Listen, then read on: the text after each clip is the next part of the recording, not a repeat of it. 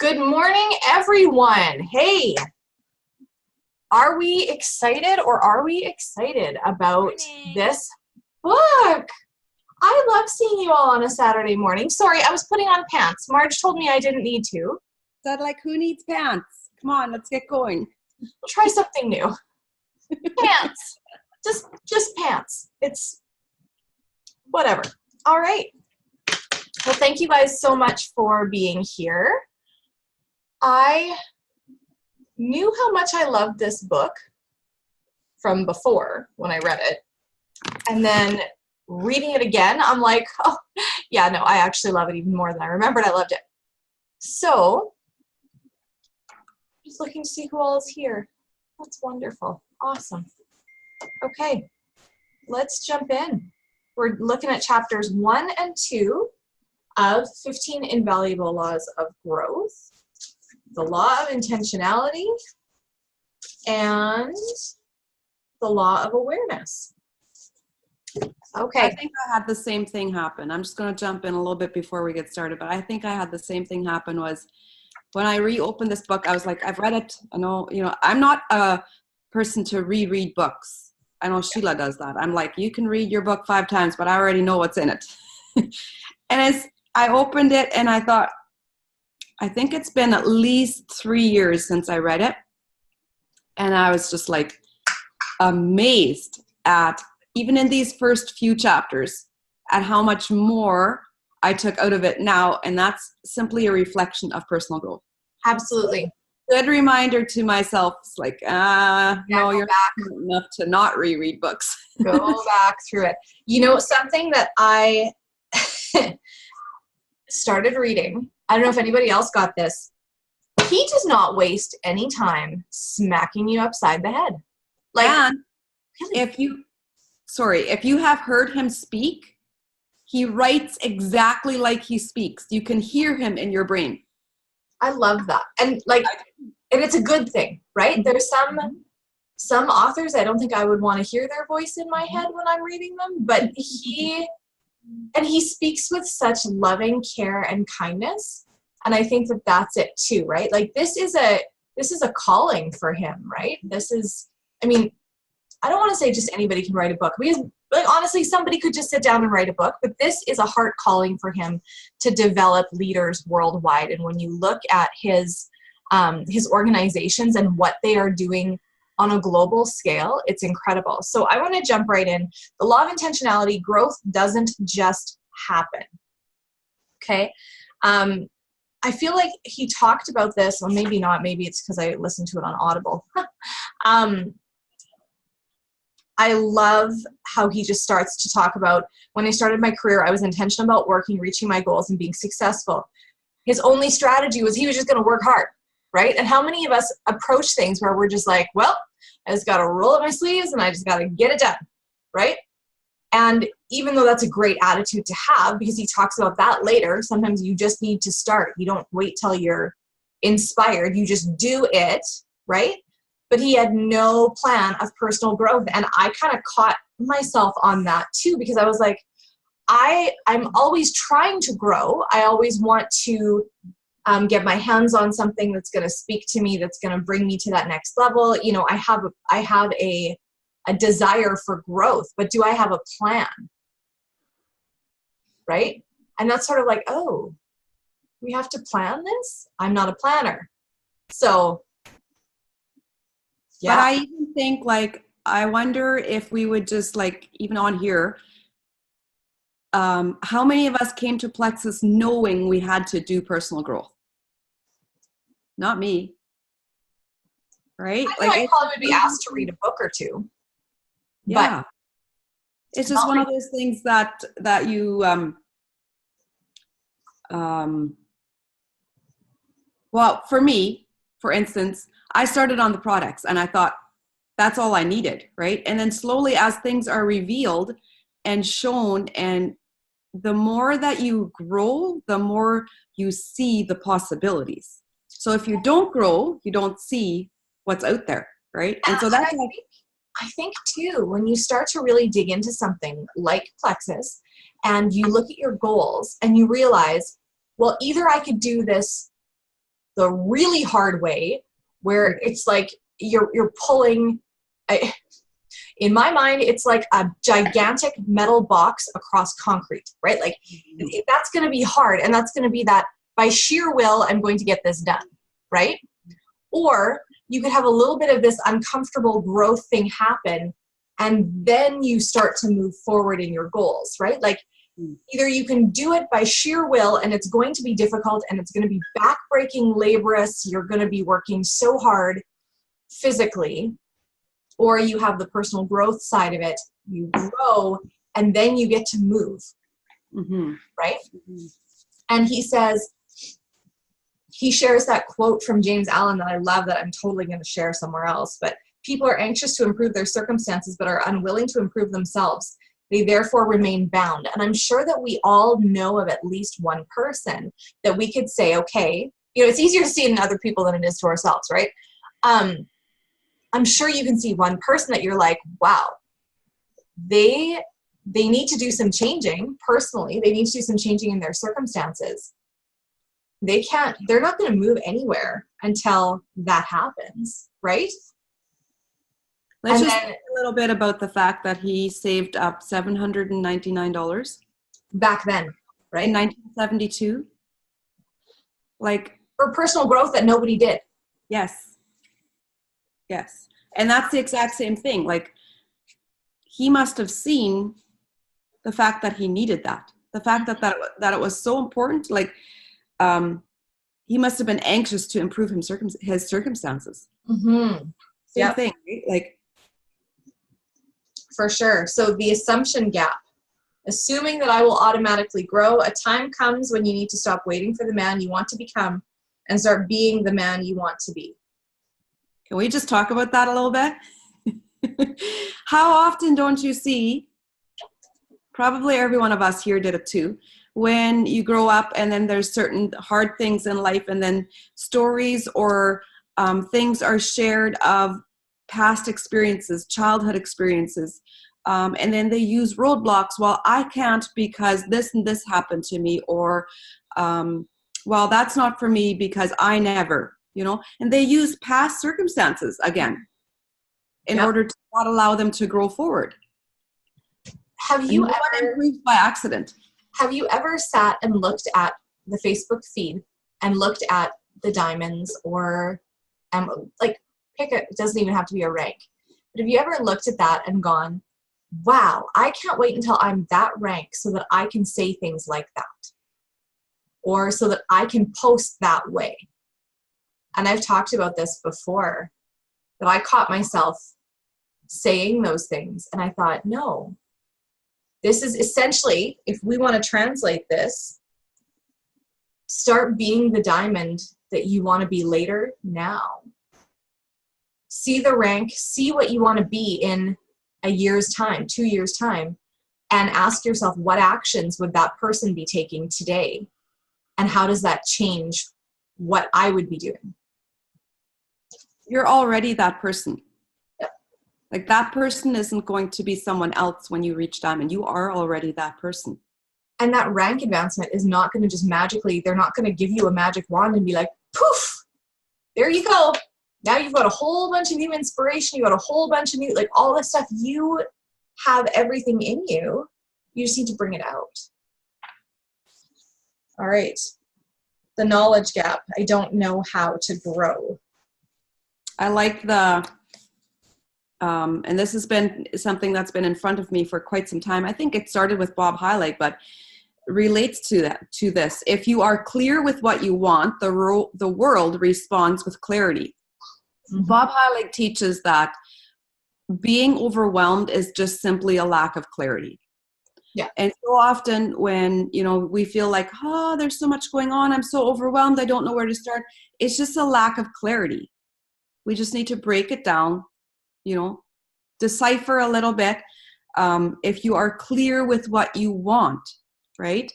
People know then where you're going. Yeah. And I have to give you guys props about this whole, I don't know how to grow. You know what? You guys are here. Mm-hmm. You're here. You're linking arms with people beside you. You're going, hey, I want that growth thing. I'm going to let my leaders lead me through what they think we need as a team. And here you are. And we are learning and growing together. And that is huge, huge. And I think there's so many areas that we learn. Like I've loved being, and I've always said this, like I truly, truly believe that we are sitting in the best team in Plexus. Like seriously, we have above us, we have a row of diamonds that are teachers, trainers, advisory board. They are all in what makes Plexus. That's our team, you know, having Jarrett on the advisory board, having what's our row of diamonds. Like there are so many teams that do not have what we have. Lori and Wendy and Kristen are all trainers for Jewel training. They're all above us. You think about sitting at Ruby Retreat, and you guys, if, like, please, can I just say to everybody here, your goal for the end of this year should be Ruby, so you could come with us on that Ruby Retreat next year. It was amazing. Like, yeah, you know, we talked about training. You could probably have YouTubed the concepts. You probably could have sat right where you're sitting right now and gotten the black and white knowledge. But to be in the presence of the people in that room and to realize, oh, that person's on the leaderboard every week. That person's on the leaderboard every week. Oh, there's James and Shoshana Eastling. No big deal.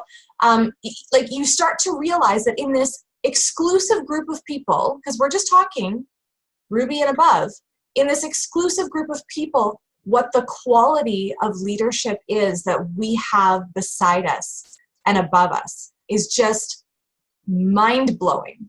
And to realize how blessed we are to have these people want to come spend time in this group of people and add value. Like that diamond panel that we did was insane, right? So that's another one of those things, planning your growth.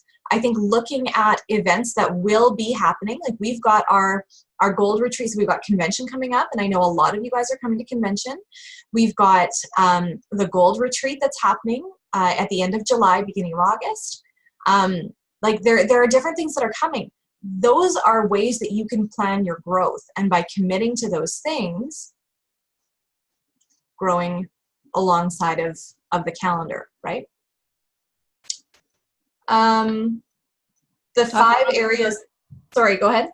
Talk a little bit about what was in his $799 case. Like, honestly, I thought about it, 1972, $799. You know what, guys, that's probably like $5,000 now, right? Like, am I off? Like, I'm sure it must have been something like that. That's a lot of money when you don't have money, right? All for attitude, goals, discipline, measurement, and consistency. And you know what? Plexus gives it to us for free. For free. For free. All you got to do is show up to go up. Your annual fee. There you go. What are you getting for your $50? Right? Got it. It's awesome. And you know what? I bet back then, those 5 things would have been mind-blowing. Mm-hmm. Mm-hmm. Right? Yes. Nobody was talking about it. Right away, he's saying, my world began to open up. I accomplished more. Yeah. It's simply exposure, right? It's clarity. Okay. The timing gap. Let's talk about that. There's a difference between deciding and doing. I love that. The 5 frogs on a log. That's a cute little story, but it's such a visual of what happens so often, right? Like we decide things, but it doesn't mean that we're doing them. We decide, I'm going to grow my business, but are we doing it? Mm-hmm. There's a difference between deciding and doing. The law of diminishing intent. The longer you wait to do something you should do, the greater the odds that you will never actually do it. Amen. Amen. I am by nature, and I'll say this is ingrained in my personality, I am a procrastinator. I am trying to grow out of that, right? But that totally resonated with me. Mm-hmm, mm-hmm. And it is like, there's a saying that's like, if the world was built on good intentions, you know, what would all be different? Everything would be different, because we can all have good intention. It doesn't mean that it's going anywhere, right? Yeah.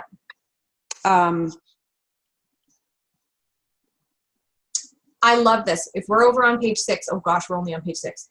The reality is that you will never get much done unless you go ahead and do it before you're ready. Yes. Anybody else have a moment with that? And you know what? There's been opportunity for me in Plexus where, you know, we have this mindset thinking that we need to first know things before we can teach them. Mm-hmm.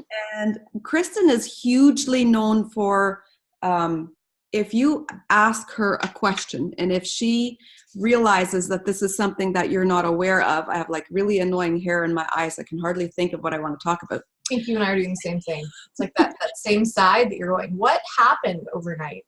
Exactly. But the first thing that she says when you're asked, and this, and I often would tell her, like, I'm scared to ask you this because you're going to tell me. I know what you're going to tell me. And so if you go to her and you're asking, like, so what about such and such, or how do I do this? And she's like, oh, good, you're going to do a training on it. I ask you because I didn't know. And she's like, no. That's exactly why. You learn the best by teaching it. Mm-hmm. You absolutely learn the best by teaching it. So if you have never done a sip and see, if you have never done an online event, if you've never created a Facebook event for your team and pulled together people and brought them out of the woodwork and got, you know, people to invite friends and things, do it by teaching it. Yes. You make mistakes. It's okay. There'll be flops. I've done tons of flops. The more flops you do, the closer you are to a good one. It's like that saying, but what if I fall? Mm-hmm. Oh my dear, but what if you fly? Well, that carries us right into the mistake gap. And that is like, I was just laughing as I was reading this because I was like, it can make you look foolish. It can, and it does. And you know what? The more that you're willing to, I don't mean like go out and be a fool. Don't get me wrong. Like, if you're out there and you're like, I don't know how to do that, but you're attempting and you're trying, and all of a sudden it's like, oh, this really didn't turn out. This is not how I wanted it to turn out. Oh, I look so foolish. You know what? You at least learned. You at least learned what didn't work. And then you're closer to what works. But if you're like afraid of even trying, then you're just staying where you're at. And you know what? I am really okay to look a whole lot of foolish for a diamond income. Anybody else? Absolutely. When you realize what the cost is to you. And I don't care. I don't care who's laughing.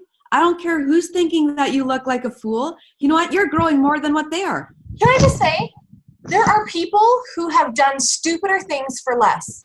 Yes. I see people go on national television and eat bugs for money. Like, we're not eating bugs for money. This is not like, do you know what I mean? You may look foolish for a moment, but you didn't eat bugs. Exactly. So he says, a mistake is simply another way of doing things. So to become intentional about growing, expect to make mistakes every day and welcome them as a sign that you are moving in the right direction. Okay, so I'm about to say, show me your mistakes. What did you do wrong?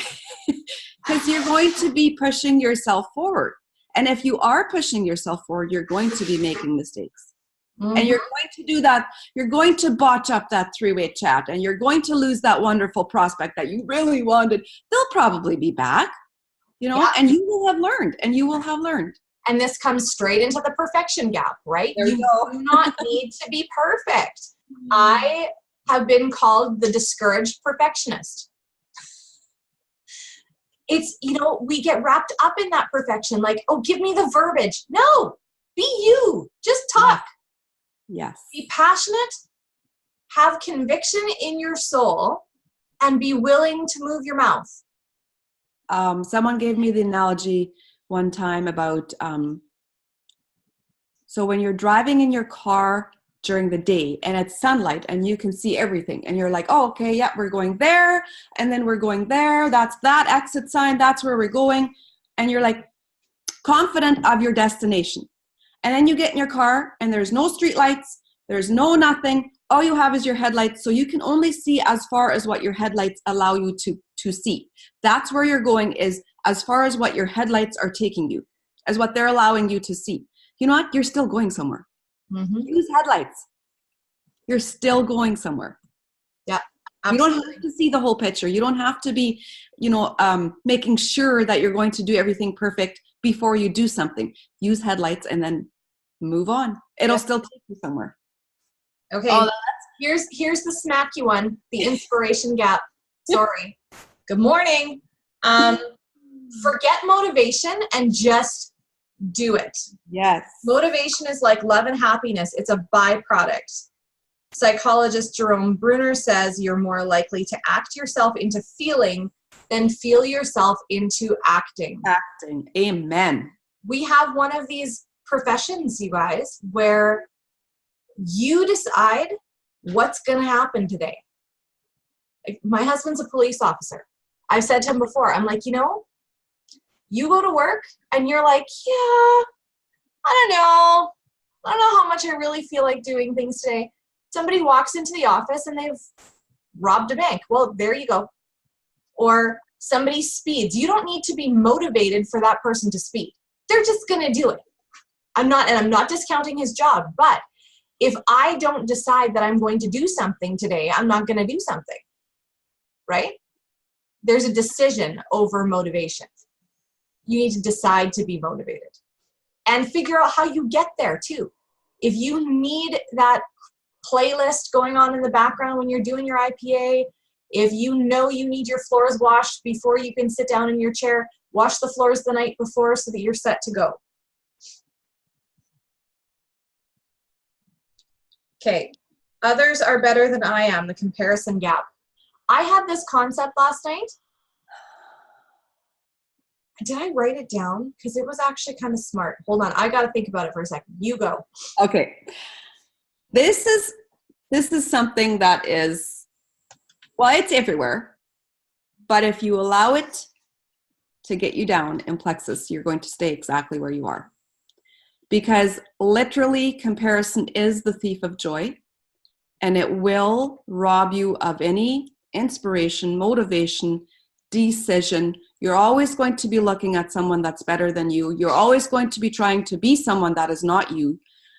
And it might work in a different company. It might work in a different job when you work hard like someone else does, but it doesn't work in plexus. And the reason is because we are in a people business. And if you're not going to be genuinely connecting you with who you're connecting to, or who you're trying to connect to, you're not going to go anywhere. That's just fact of the matter, And so I know the feeling, and I think we talked about this the other day somewhere, of like, what do you do when you see like everyone around you just flying and you're working here and you might not be progressing quite as fast, or your goals might change, or something might happen. I think it was Abby Kappa that had said that, right? Like, put the blinders on, put your eyes down, focus on your people. Follow a few people. She was talking about that in her stories. And I think this is something that I'm really grateful that this has been taught to me by my uplines. Eva was always huge in telling me, don't follow that person, because you know what? Follow someone that has really good influence. Follow someone that surrounds herself by the good, strong, growing teams, right? Because you know what? There's many teams out there that don't have a culture like we do. That's sad, because our culture is strong, and our culture is always been one of, we don't complain. We don't sit and whine about the negative. Moving on, girl, and to surround yourself with higher people, with greater motivation, with big intentions, is going to uplift you as well. It naturally does. Yeah. I'm going to say this poorly because I've got to figure out how to rework it in my brain, but I think you guys are going to get it. Fewer people will die from personal growth than those who will die from comparison. Mm-hmm. And I liked what he said. At first, when I arrived, I was intimidated. As we talked and shared ideas, became clear very quickly that I was not in their league. Their organizations were 6 times the size of mine. I want to share a little story because I went Emerald at convention, and the morning after I went Emerald was the Jewel breakfast. And so I was invited to go to the Jewel breakfast. And here I was, like freshly birthed Emerald. And I got up in the morning and I went to that Jewel breakfast. I could not even enjoy it. I just stood and looked around and I thought, I don't belong here. Like, this is not my league. Why was I thinking that? They were people just like me. Yeah. But it was the comparison that didn't allow me to enjoy the situation. Yeah. And quite honestly, the more that you surround yourselves with them, the more you see we are all a group of people headed to the same destination. And you probably have a ton of strengths that a lot of them don't even possess. But you're focusing on what they have and what you don't have. Focus on what you have. Grow that, right? Yeah. I'm no longer intimidated. They're just people just like us. Yep. Absolutely. Okay. I thought it would be easier than this. Can we just show of hands? But you know what? I don't know, nothing worth having is easy, right? Yeah. You cannot change your destination overnight, but you can change your direction overnight. Amy said something brilliant in the chat. Amy just said scarcity goes hand in hand with comparison. Yes. And we're talking a lot about a scarcity mindset. And it is so dangerous. Scarcity, comparison, like, oof. Those are like, yeah. That is like profound. Poverty mindset is likely grown from comparing too much. Don't you think? Comparison only works when it serves you. Like, as in, if it encourages you to get better, right? Then, and not be down on yourself, then it serves you. But if all it is doing is making you feel like your flaws are so apparent, you need to shut that sucker down. Right? And I did find that post from Abby Kappa. She said, I didn't look at anybody else on my way. She didn't look at anybody else. She just did her thing. Right? So, okay. Moving on. So this whole, I thought it would be easier. I, a couple times in here, asked the big question, making the transition to intentional growth. I think I just skipped over it, but that's fine. I basically just circled it. Preparation plus attitude plus opportunity plus action equals luck. So there's a formula for luck if you never thought that there was one. How far can I go? Ask the big question now. I really wanted to refer back to the Enneagram health levels on this. How far can I go? Because it's hard to just look at yourself and be like, well, how far could I go? Well, I have no idea. And to me, looking at the 9 levels of development for my Enneagram type, Marge and I were just talking about this the other day. One of my goals is I don't want to be at the level that I'm at right now a year from now. I want to be operating in one of these levels. So what do I need to do in order to get there? Right? If you guys have never taken the Enneagram test, go forth and do so. Don't do the test. Just read the... Well, yeah, read the personalities and see what you... Personalities and... Yeah, there's tons of revealing, peeling back layers, seeing healthy and unhealthy sides. And the thing that I find, there's a select few that kind of lean towards, oh, these are all the bad things about me. That's not the intent of it. Grow in your strengths. Know who you are. It just shows you that you're able to claim your own personality exactly the way that you are, because you were created to be that way. So yeah, there's just a little on that. Good. Okay, do it now. Do it now. Before you get out of bed every morning, say, do it now 50 times. Yes. The example that I loved, that I thought about when I read this was, guys, just look at the urgency of end of the month when we're shooting for goals, when we're So close, we can taste it. Let's do it, guys. Do you realize how incredibly our posting changes, how our posture changes? People sense that, and why do you think we sponsor the most people at the end of the month all the time? It's that urgency. People hear our urgency, right? We need to get some urgency right now. We've got some amazing stuff happening right now. Like today, the 4th of May is an urgent day. Yeah, that like kind of rhymed. The 4th of May is an urgent day. But it's true, like he says, like he affirmed it to himself every day, right?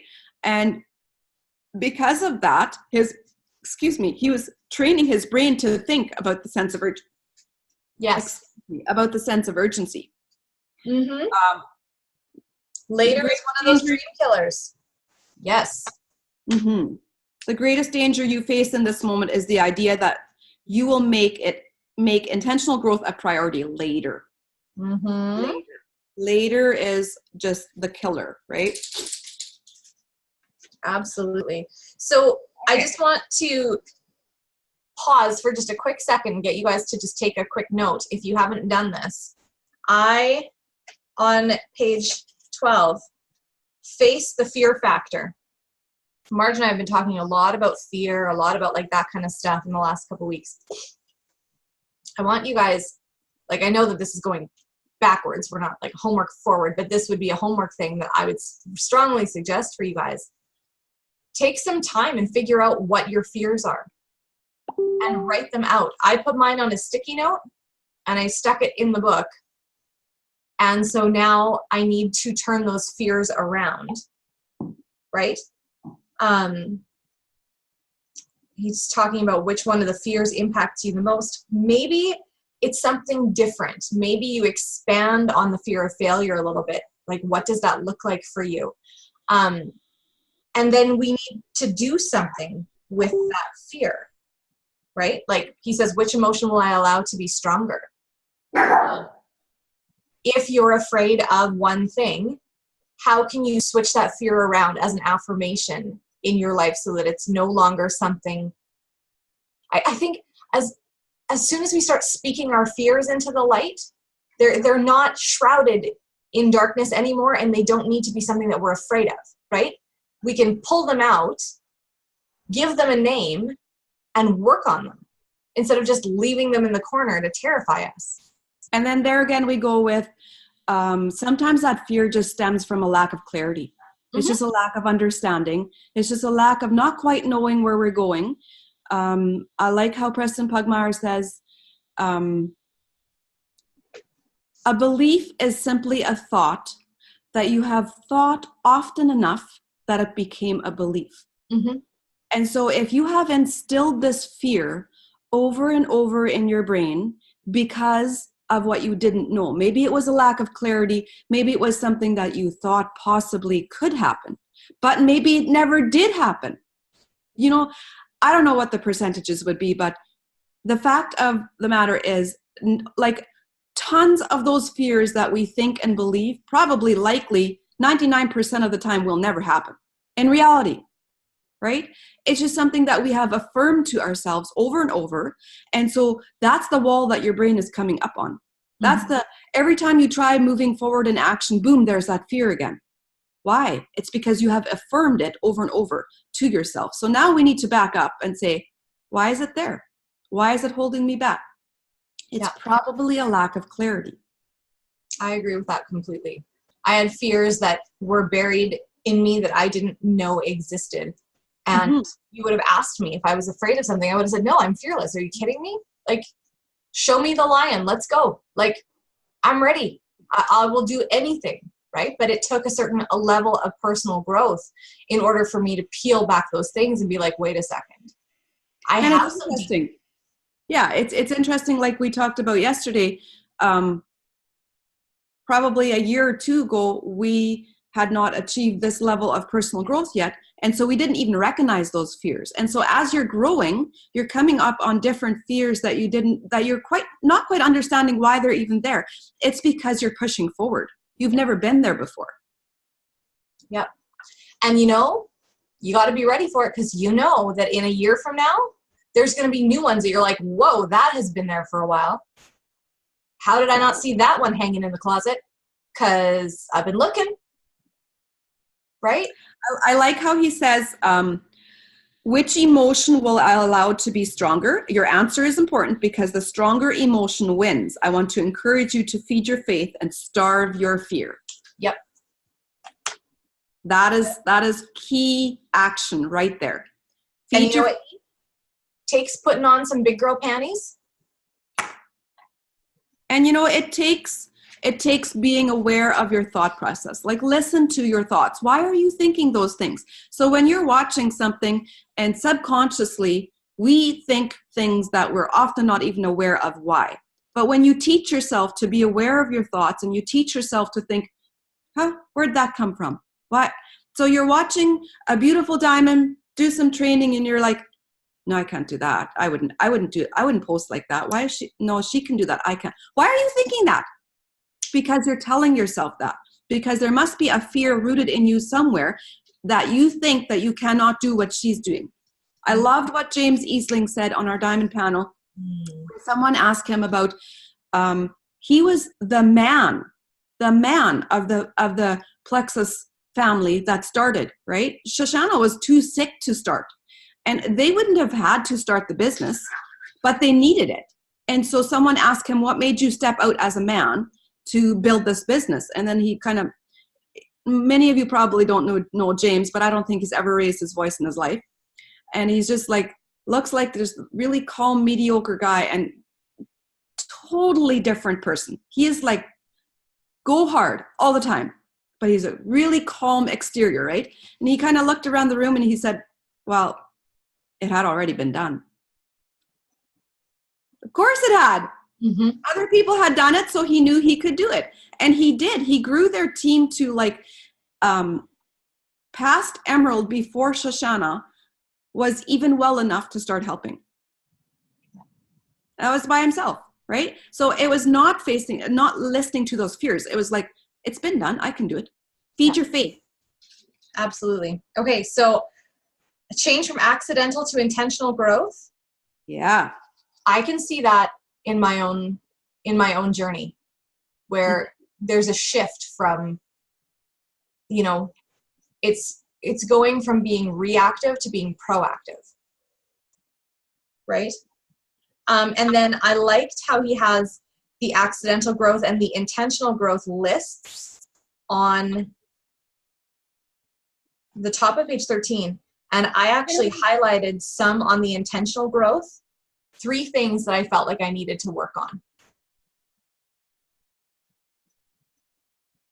So those are going to be some of my focuses this week for me in my business. Eleanor Roosevelt. One's philosophy is not expressed in words. It is expressed in the choices one makes. In the long run, we shape our lives and we shape ourselves. The process never ends until we die. And the choices we make are ultimately our own responsibility. So if that is you, and that is your personal growth, and when we look at the intentional growth list, and I'm trying to kind of come forward with the explanation of, don't use this book study in the manner of, okay, this is what I need to do, this is my homework, and check, check, check, I'm done, right? You're not doing this for anyone but yourself. You're not marking off things on that list for anyone but yourself. You're not just making check marks and reading things and saying, yep, March and Janelle, I've done it. Do it in here. Do it in here and then bring it here, right? You take it from your heart and you feed it to your mind and then you feed your faith and you starve that fear. Because that's what's going to change you and that's what's going to change your business. If you don't get all the check marks done and you're stuck on a section of growth and you know that you need to spend more time there, do it. It's okay because it's your journey, right? It's not like we got to get through this, check, check, check. I've got all my homework done. Why is my Plexus business not growing?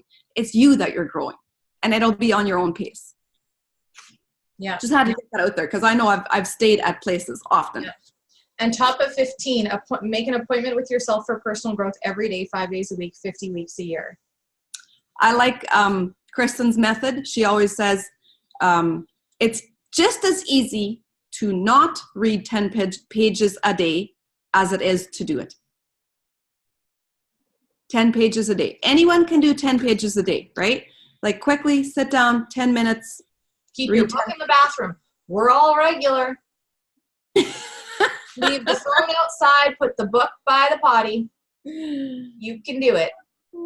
10 pages. Okay, chapter 2, moving on.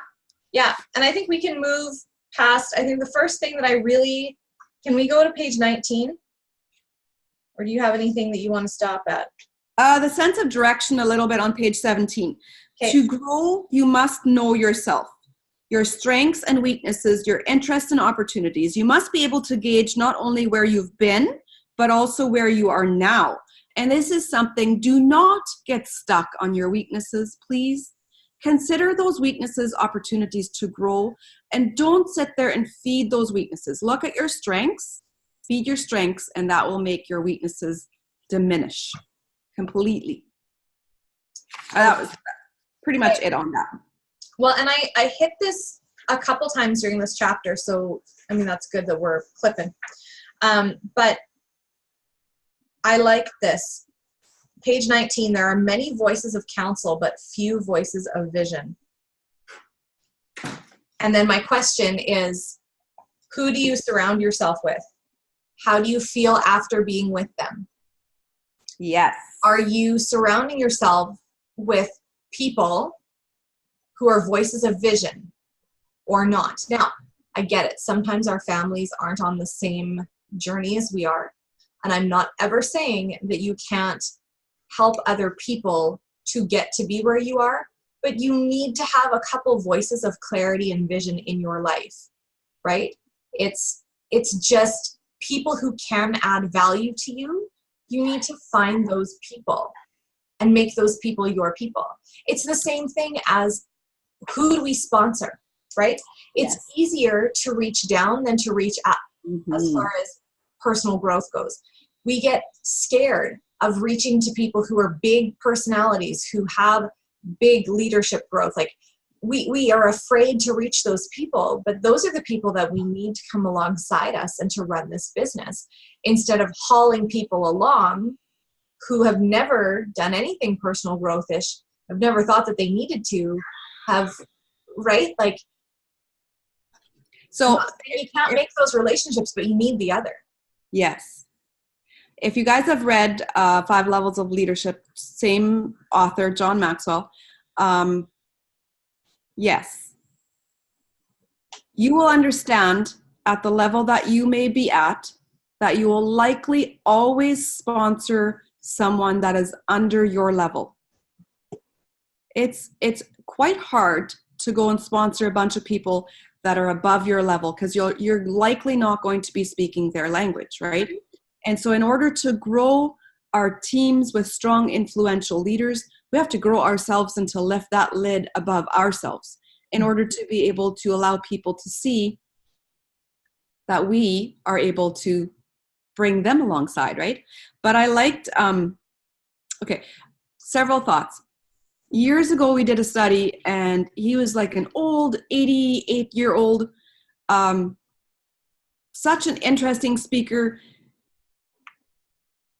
John Maxwell kind of level of leadership. You know, he was just like storyteller, so very captivating. And in a very simplistic manner, he explained of why we sometimes can't grow. And it was simply because, are you a hose or are you a drain? If you're a hose, you're going to be bringing forth water and you're going to bring forth life. If you're a drain, you're drying everything out. Do you surround yourselves with drains, or do you surround yourself with hoses? Right? And sometimes we have both of that in our families, in our friends, in our network, wherever we are. But be careful that when you leave the situation, when you leave the place, wherever you are, do you feel drained? Do you feel like discouraged and tired and heavy? Go find some hoses. Go refill and make sure that you're lifting yourself above that. Yeah. And like for years that has been in my brain. When I meet people, I'm like, whoa, that's a drain. Moving on, Marge. Nothing against them. It's just you have to take care of yourself first in order before, if people drain you, you cannot pour from an empty cup. That's just simple math, right? If you're starting out your day completely drained and you're like, I'm going to do IPA and I'm going to be pouring into these people. From what? From nothing. You have nothing to pour from. Yeah. You first need to fill yourself. Yeah, absolutely. Okay, moving on. Just looking at this. I think basically this whole chapter, and I love this, but this whole chapter is really, really expanding on your why. Why do you want to do what you're doing, right? Clarity. You need to have clarity.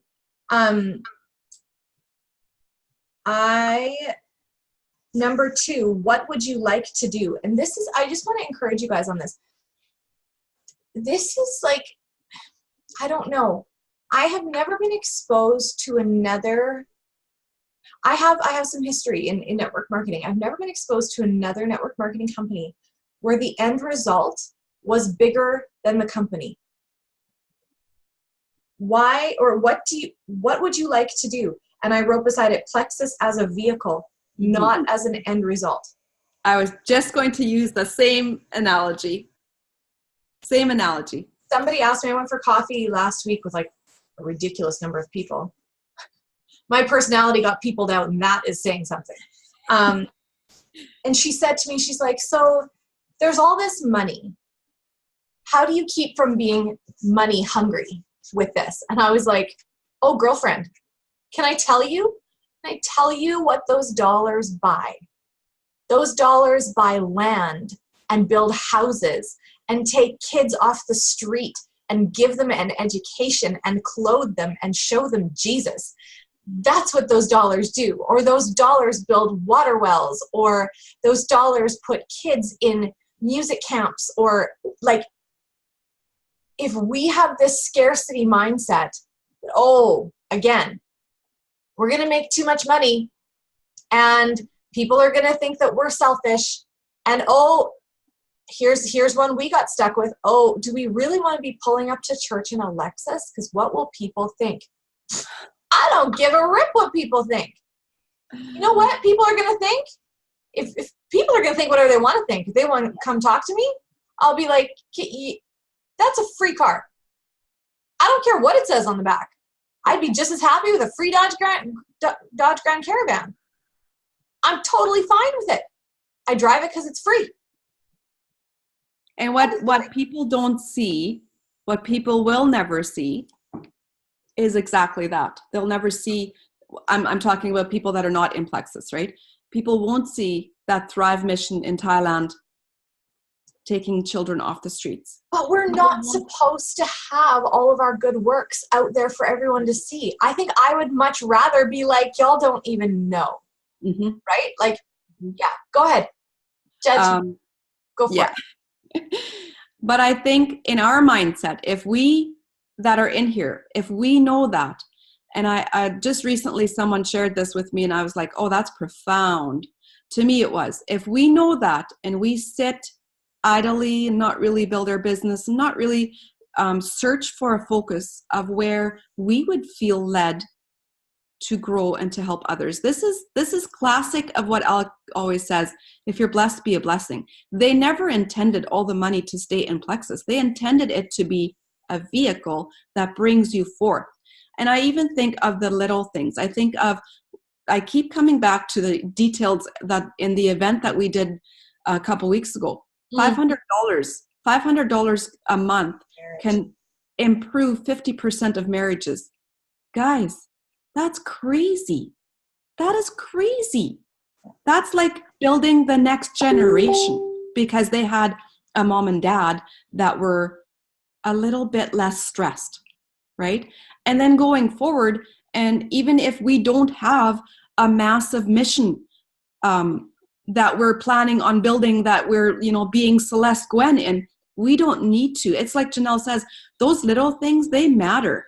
It's a matter of being able to, we were, a couple years ago, there's a large family in our community that was going through some hard stuff, and the dad died, and I think 11 children or something. And I don't know, it was a long story. And the funny thing was, we were in a restaurant with the family, doing things. It was nothing big. It was so very, very normal. But when we left and we got home, and this family that was struggling and suffering was there, and John told me later that he had covered their meal. And I was like, oh my word. And I stopped. It was nothing about the fact of the matter that he paid for their meal. No one even knew that he did it. But it stopped me, because we never used to be able to do that. And so now, if I had been, they're thinking I'm just making money. I'm not going to work, because all I want is my products. I'm just going to work for my products, and then I'm just going to be little church mouse here and not tell anyone, because I don't want them thinking bad about me. No, that's selfish. That's really, really selfish, because that means we're keeping a good thing to ourselves. That means you're not using the opportunity to be a vehicle that can change other people's lives. So therefore, it's not about me anymore. It's not about me at all, right? It's so much more about someone else. When we take captive, like, and I had actually written in here, taking every thought captive about become very, it's top of page 26. Become very conscious of every choice you make today, so you can begin to make smarter choices moving forward. Talking about awareness and that kind of thing. I have become aware that on this same topic, like I have not specified what I want to do. We've done some specifications about, there's camps that we love, and we know that there are kids that can't afford to go to camp, right? And so if we could donate money so that these kids could go, they could have these experiences, and for us it's faith-based, and it's all of these things, right? So taking this thought captive, for me, it was hard, but it's interesting.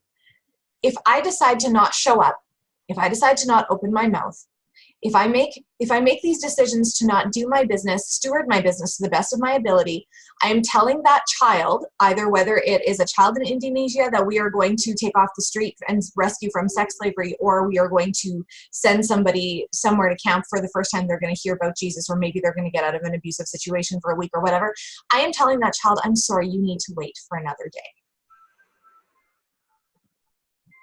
Absolutely. You're not worth it for me to go to work today.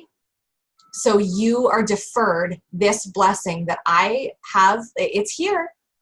This blessing will be deferred for another day. It's okay. But I don't want to today. So you can wait. Yeah.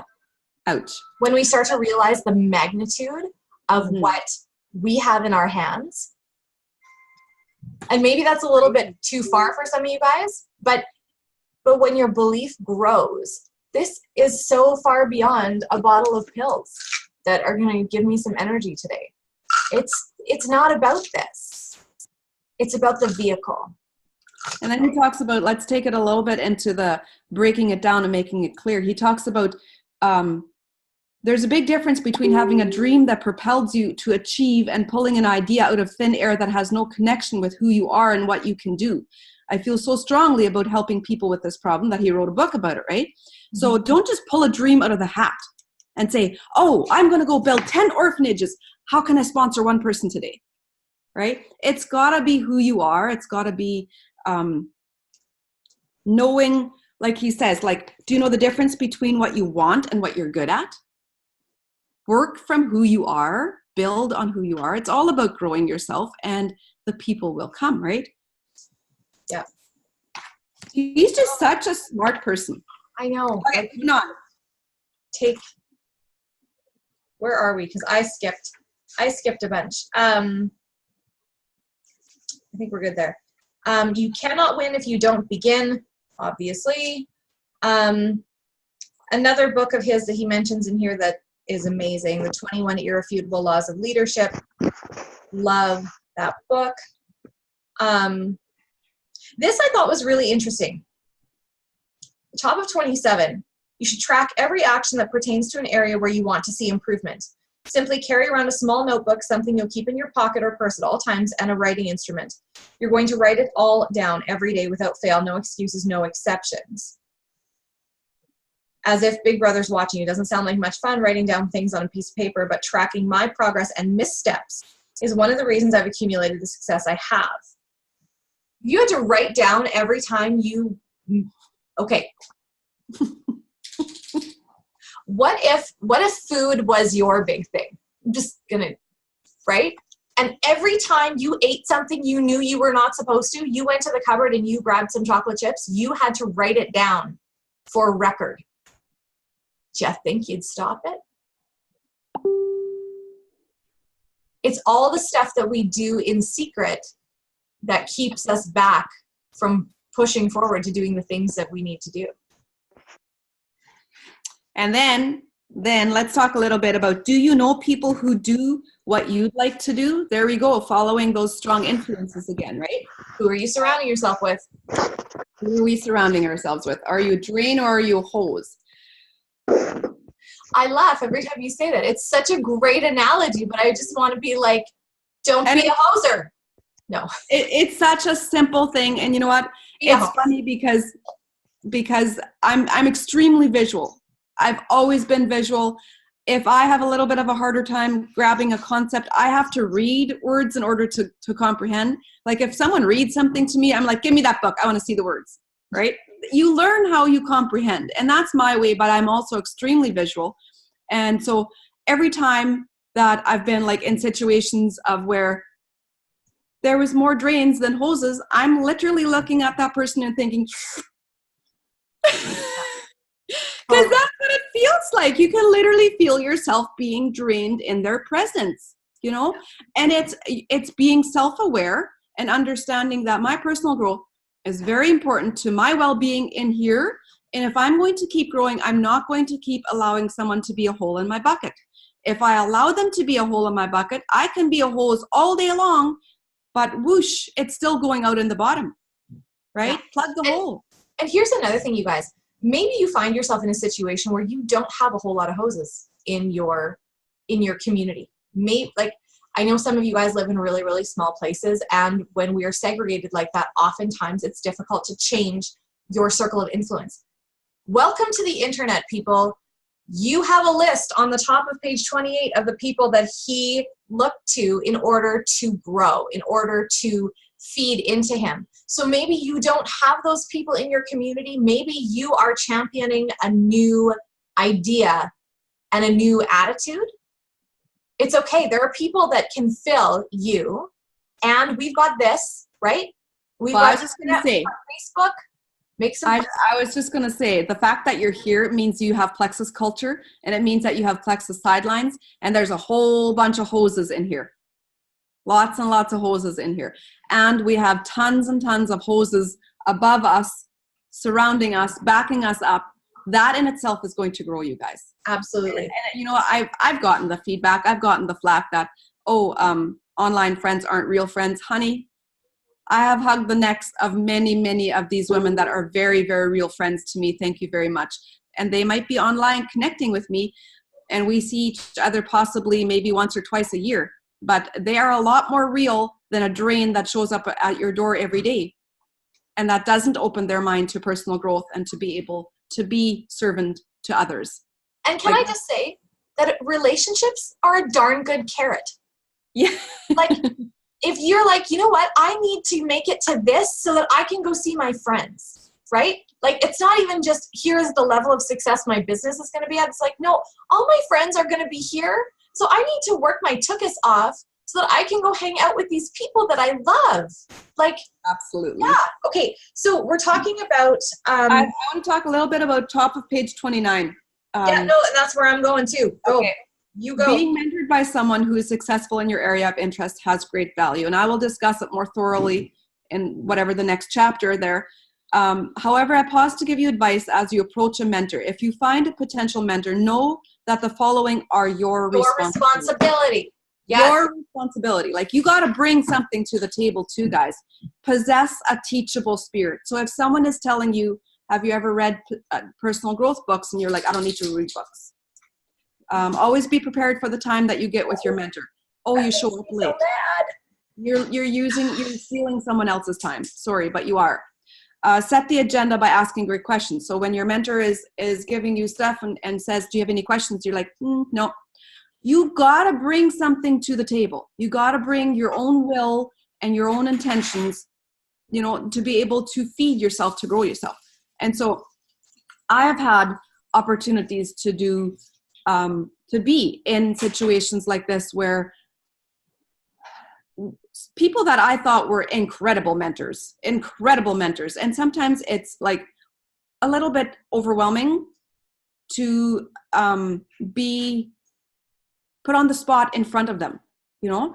But if you flip that thought and think about, okay, so a bunch of us are doing Preston Pugmire's 1 month coaching session, and it's huge. It's huge. Mindset, you know, growing, and just the manner of, okay, is he going to put me on the spot? Is he going to ask, because you submit your questions and the things that you're struggling with and things like that, and you submit that, and then so they're aware of where you're at and what you're struggling with and where they can help you with, and we're going to get on a Zoom like this together. He could possibly call out me and say, Marge, this is what you wrote. What are you going to do with this? Am I going to be like, I don't know? No. I'm in the presence. Mm-hmm. That mentor is now asking me, you know, be teachable, be there, right? Yeah. That's something that really stood out to me. I also wrote down that if you are coming to your upline for mentoring, we will mentor you, but you know what? We will also watch your feet and not your mouth. So if you take time to be mentored by somebody, or you're asking for mentorship from someone, you got to move your feet. Mm-hmm. It can't just be all good intentions, right? And we have every tool available. If Marge and I fell off the face of the planet tomorrow, y'all could be diamonds. Absolutely. This is not hinging on us or our ability to present to you what you need to do. You have every single thing at your fingertips. Just want to show you a little bit of an example. Some of you might be very well aware of who Cassie Rainey is. Kyle and Cassie, they're a pastor couple. They have like a large family. What do they have? 8 or 9 kids? I think 9. Cassie's upline doesn't work. Cassie's upline above the upline doesn't work, right? And they knew that with their blended family and the things and the situations that their family needed, this business had to be their ticket. It had to be their ticket. So they both got to work. They both went to Emerald. And then they stayed there for a while. And she said, I fed into that belief that I could not grow further because I didn't have upline support. And she got some Preston Pugmire counseling and was really teachable. They went Sapphire together in March, and Cassie went Diamond last month. Literally. You guys can do this without anyone. I love this. I got to the top the hard way, fighting my own laziness and ignorance every step of the way. Yes. Could I put that on a piece of paper right in front of my face? We are usually our own worst enemies. It is so true. It's just. It totally is. Okay, so when you do what you've always wanted to do, it will be better than you've ever imagined. Mm-hmm. Mm-hmm. But you need to know what that is, right?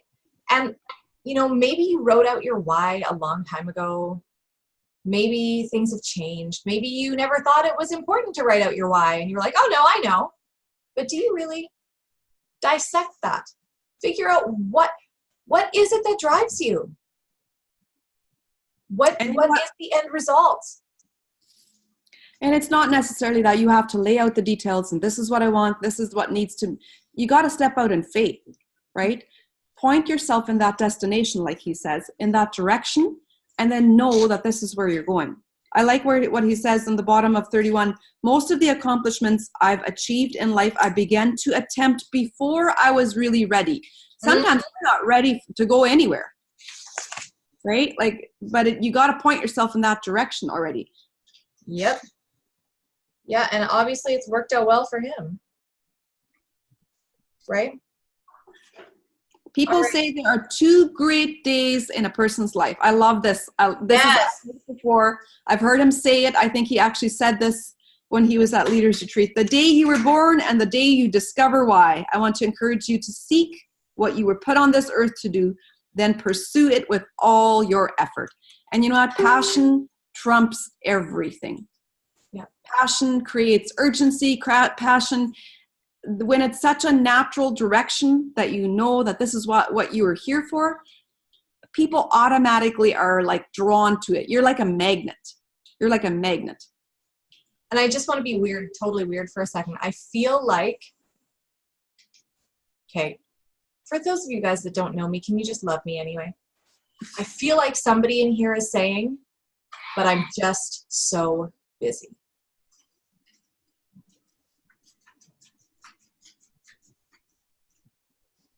You can be busy for the rest of your life and go nowhere. Or you can take that thought captive, realize that busyness is not a hill to die on. Take a breath, take control of your life, rein her in, and start doing things on purpose. Absolutely. And like someone broke it down for me the other week, it takes 30 seconds, possibly even just 15 to respond to a message. We all have more than 15 seconds a couple of times a day. I know for a fact that we do, right? And it's being really honest about where you're going, of what you want, what direction you're going to be choosing, and what the priorities are that are coming above it. Yeah. So if you really truly say, I need to grow my Plexus business, this is going to be the vehicle that is going to take me there, and yet you have time for, I don't know, binge watching a Netflix series. I don't know, not reaching out to 2 or 3 people, not doing IPA, and yet you're watching something on TV. I don't know. It's different for everyone. If I see another game request from somebody who tells me they don't have time to do their business, I am going to throw my phone.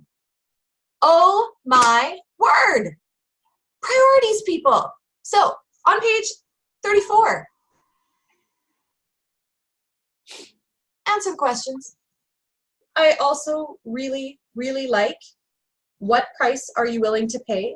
What will it cost you in time, resources, and sacrifices? It reminds me back to our Rock Your Network Marketing book that we just finished. It's an exchange of time. It's not a cost that you will never get back. It's an exchange. What are you willing to exchange today for what you really want tomorrow? And you know what? I just want to say, legitly, I know people can be extremely busy. When I first started, in my brain, I didn't understand where there was going to be time where I wasn't taking it from someone else. But when you truly break down your day, you probably have a lunch break at work. You probably have a coffee break at work.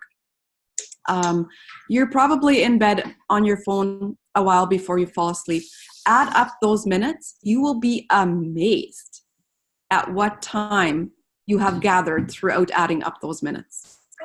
And it does not take a full-time effort in order to make a full-time income in Plexus. It just doesn't. That talks to the lack of clarity again. Yes, absolutely. Yeah. But we need to wrap it up. We're keeping these ladies from Saturday. You're just so nice to look at. With my Saturday morning hair and my cook working in the background there somewhere. Yeah, it is what it is. Anyway, Kate. I'm loving this book. I'm totally, totally loving going over this again. I truly think it's going to be light bulbs. Yeah. Share in our chat any of your light bulb moments from the last 2 chapters. If you guys feel led to share the answers that you're getting, guys, add value to each other. Anything you want to share, share it. All right?